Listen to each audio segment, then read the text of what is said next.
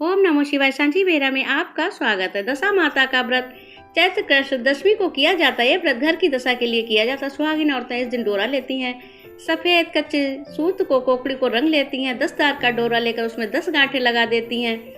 डोरी को जलती हुई होली दिखाकर पहन लेते हैं। 10 गेहूं की आंखें लेकर कहानी सुनते हैं। एक कहानी सुनती हैं और एक आंखा नीचे रख लेती है। इस प्रकार कुल 10 कहानियां सुनी जाती हैं। तो आइए सुनते हैं दशा माता की कथा। बोली दशा माता की जय। एक राजा रानी थे। उनका नाम नल और दमयंती था। रानी ने दशा माता का व्रत कर डोरा गले में बांध लिया।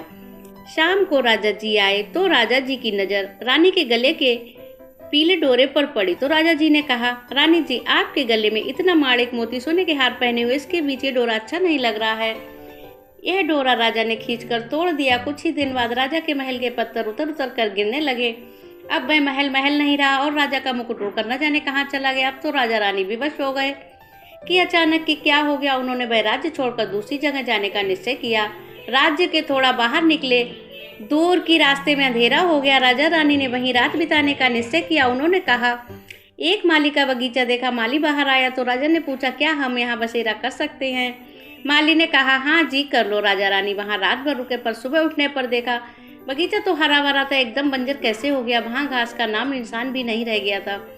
जब किसान उठा, उसने भी यह हाल देखा तो रानी को और राजा को बहुत बुरा भला कहकर वहां से निकाल दिया। राजा रानी आगे आ गए तो वहां तेलन का घर देखा और तेलन से दोपहर को रुकने का आश्रय मांगा। तेलन ने भी उसे आश्रय दे दिया। तेलन के तेल की कोटी और डिब्बे तेल से भरे हुए थे। जब राजा रानी वहां से चले गए तो देखा डिब्बे खाली हो गए, कोटी अपने आप खाली हो गए। तब तेलन ने कहा, क्या मालूम कैसे नरभागों को मैंने आश्रय दिया, जो मेरा नुकसान ही नुकसान हो गया है।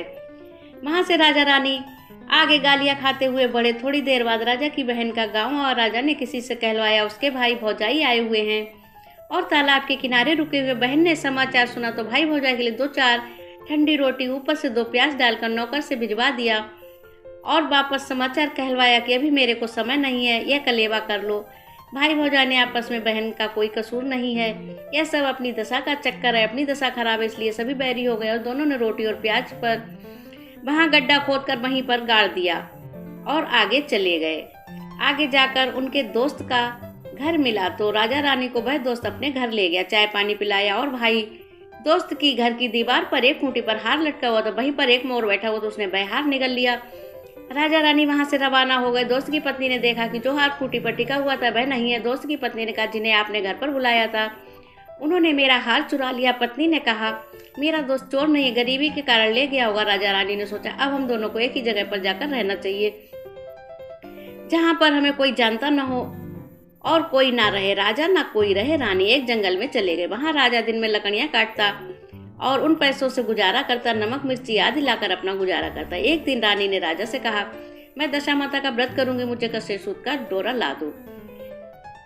दूसरे दिन राजा ने ज्यादा लकड़ियां इकट्ठी की और रानी के लिए कच्चा सूत और डोरी की इकट्ठी भी ले आए। रानी ने कहा, मुझे डोरा बनाना है और डोली की झाल देखनी, होली की झाल देखनी है, इसके बाद पूजा करनी है, कथा सुननी है। दूसरे दिन राजा पूजा पाठ की सामग्री ले आया और खुद ने भी पूजा पाठ की कथा सुनी और होली को देखने के लिए वे गांव से थोड़ी दूर पर आ गए, जहां कुछ लोग रहते थे। वहां पर कुछ औरतें पूजा कथा कर रही थी। रानी ने कहा, मुझे भी पूजा कथा करनी है और मेरा ये डोरा सफेद रंग है, इसे भी रंगना है। औरतों ने कहा कि बहुत सारा कलर पड़ा है, आप इसको रंग लो।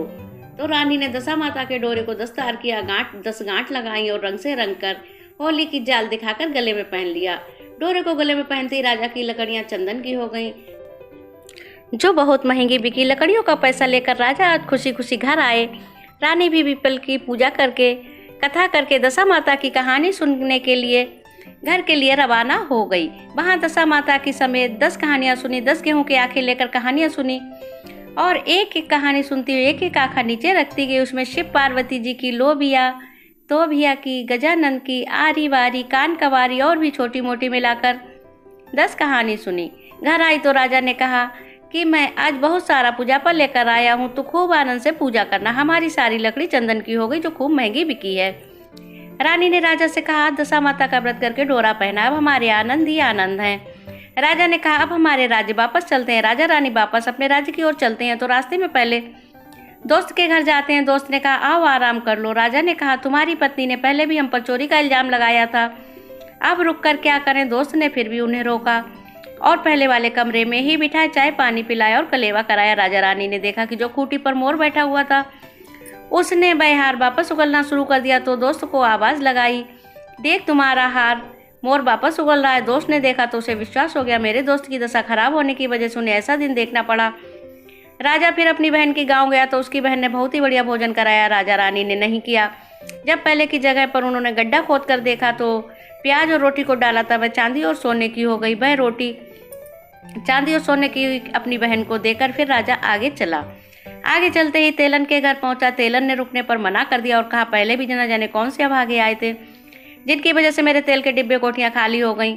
राजा रानी ने कहा, भाई हम ही थे, हमारी दशा खराब चल रही थी जिसकी वजह से ये दिन देखने पड़े। और तेलन के घर रुक गए। तेलन ने देखा कि उसके डिब्बे सारे कोठियां वापस तेल से भर गई हैं। आगे आकर उन्होंने माली के बाग में विश्राम किया तो वापस खेत व बाग बगीचा हरा हो गया। प्रजा को पता चला कि राजा रानी आ रहे। प्रजा बहुत खुश हो गई। राज्य में आते ही महल दशा माता का डोरा वापस पहना तो वापस खड़ा हो गया और राजा रानी ने दशा माता की जय जयकार की। दशा माता, जैसा राजा रानी को आपने सब कुछ वापस किया, ऐसा ही हर कथा सुनने वाले को, हुंकारा देने वाले को, सभी पर कृपा करना। बोलो दशा माता की जय। ऐसी ही कहानियां सुनने के लिए चैनल को सब्सक्राइब करें, बेल आइकन को प्रेस करें, जिससे कि जब भी वीडियो अपलोड करें आपको सबसे पहले मिले। ओम नमो शिवाय।